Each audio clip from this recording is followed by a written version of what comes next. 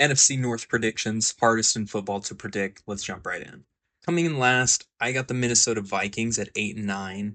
I feel like this team has a lot going for it in terms of defense and offense outside of JJ McCarthy, really. That's my biggest knock with this team. And in such a tough division, such a tough schedule in general, I don't feel like they do enough to sneak their way into the playoffs this year. I don't think they go close to that 14-3 record. I'm expecting a significant fall off for this team and honestly battling with the top teams in the league. Uh, Coming right above them in third, I got the Detroit Lions at 9-8.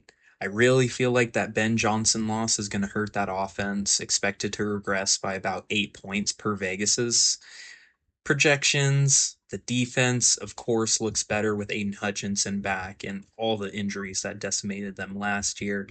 However, I don't think I trust Jared Goff outside of an offensive mastermind system.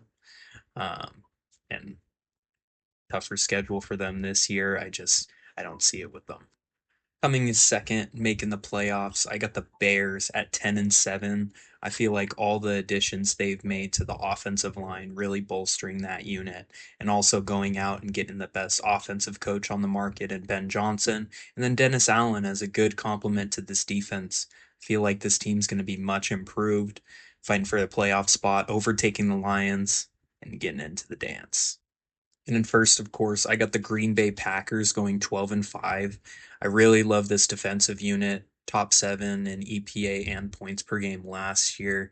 You add Micah Parsons, of course. You lose a Jair Alexander, leaving some questions in the cornerback room.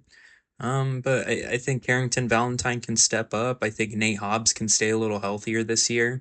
The offense, Jordan Love looks to stay healthier. They had one of the best running games in all football last year, and I think they add Matthew Golden into that fold to make it a whole lot better. They'll be the division champs.